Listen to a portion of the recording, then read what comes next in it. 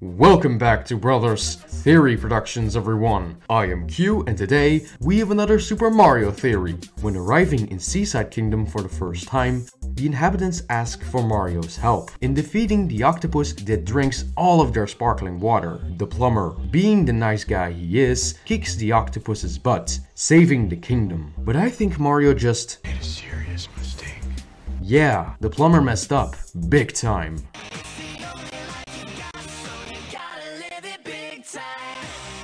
Let's begin, shall we? One of the most beautiful places has to be Seaside Kingdom, a beach kingdom that appears in Super Mario Odyssey. It is the greater location of Bublane, a cliffside beach resort. Due to the local inhabitants being barat-clad snails, the boss has a French name, namely Mollusque-Lanceur. That's French for front door. A giant, well-dressed purple gushion. He's presumably related to the similar-looking cosmic creature called anotherSuper. When Mario first arrives, Mollusque-Lanceur is sitting on top of the glass tower, drinking all of the sparkle water. I'm thirsty. And the fountains are corked. To restore peace, Mario must uncork the fountains, which will cause a giant cork to be shot onto his head and give the octopus lethal brain damage.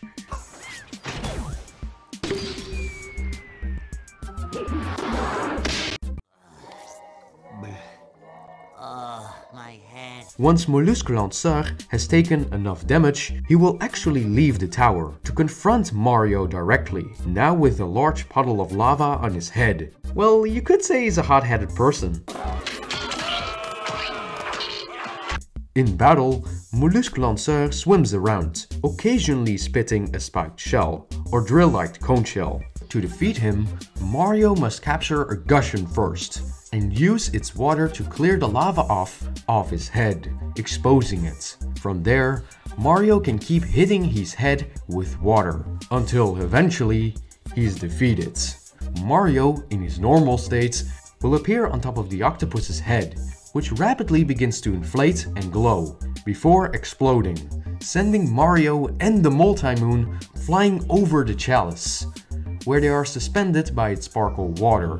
The rematch in Mushroom Kingdom takes place in a painting. The artistry! This painting is so realistic. It looks like you could step straight into it. And you can! Where we fight the octopus in the sky this time, instead of the ocean. There's only a single gushion for Mario to capture, and one piece of solid ground. Mario must remain airborne at all times, as he fights Mollusque-Lanceur. But because it's constantly raining in the area, the gushion has an infinite water supply. Well, that was a ripoff. And refills again and again forever. Cool. When Mollusque-Lanceur is defeated again, he will get his mind blown once more and release another well-deserved multi-moon.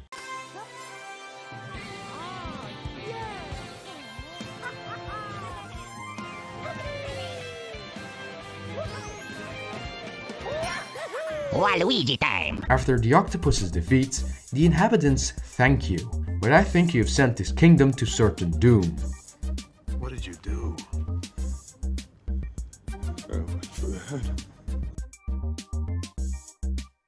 I don't know about you guys, but something doesn't seem right here. So we're stopping a giant octopus from sucking all of the sparkling water out of a chalice. Okay, I have 3 questions. First of all, how can there be sparkling water in that cup?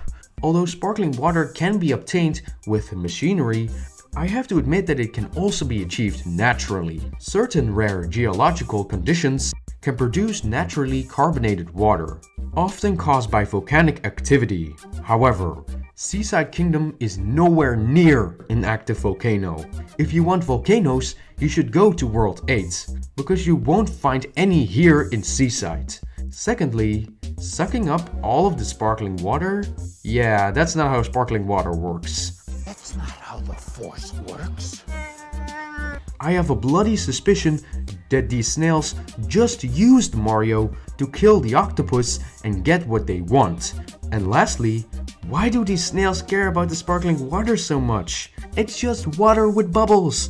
It's not that different from normal water. So why do they care? Unless they don't care about it. They want something else. But what? I think killing the boss was a bad idea. Not for Mario specifically, but for something else. It's called predation and the ecosystem. In case you don't know, predation can be defined as the ecological process in which an animal kills and feeds on another animal in order to survive. The animal that kills another animal to feed on is called a predator. The animal that gets killed is called the prey. The process in which one animal kills another and consumes it as food is called predation. But what does the ecosystem have to do with a thirsty octopus and some snails? Well, in real life, although octopi mainly eat fish and crustaceans, or are just borderline cannibalistic, they can also feed on snails. Les escargots à la bourguignon. However, with the predator gone, the snails won't get eaten, and they will live. Hooray? Yeah, this might be bad. Look, I'm not a scientist. You know, I'm something of a scientist myself. But I know one thing. The predator is an essential part in the ecosystem, not to be removed under any circumstances. They are a necessity to keep the population of prey in balance. By actively killing the predator, the snail population will multiply exponentially, since they don't get eaten anymore. The inhabitants have no clue, but this will lead to overpopulation and consequently a lack of food. The more people there are, the more food they will have to consume to survive. All these new snails need to get fed, but when push comes to shove, the food supply will run out and starvation will occur. And Mario can't do anything about it. The ecosystem is ruined, and with the predator dead, the prey will die from starvation, caused by overpopulation. That's nature. And I'm completely baffled on how this flew above Mario's head. Men, we don't know what we did. If he just paid a little bit more attention in his biology lessons, he wouldn't have killed this boss. Cold blood? What does it matter to you anyway? Everything! I'm already imagining Mario seeing Peach again, and he's like, I'm sorry I'm late. Work was murder. I picked up a fruitcake. due to his actions, this kingdom is doomed. Forever.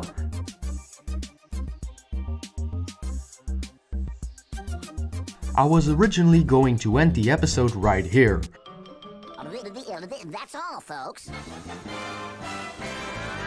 But while I was editing the video, I kept wondering the same thing. Mario had no other option than to kill Mollusque-Lanceur to proceed on his journey. He had to doom this kingdom. He had no choice, right? Wrong. The one question I kept asking myself: Is mayonnaise an instrument? could Mario have done something else to prevent certain doom?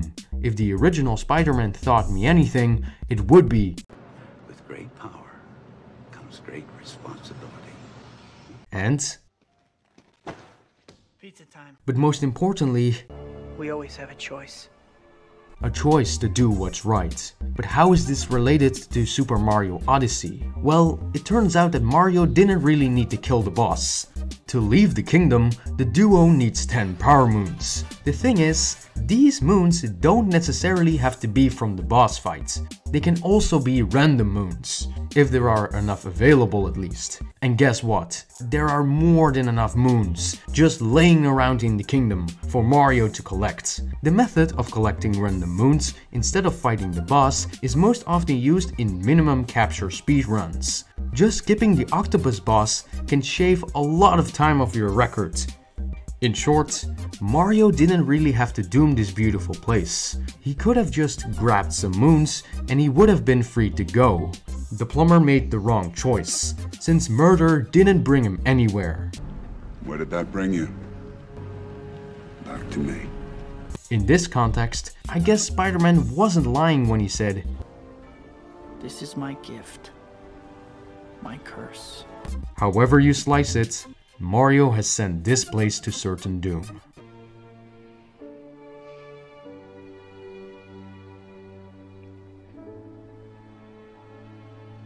I forgive you.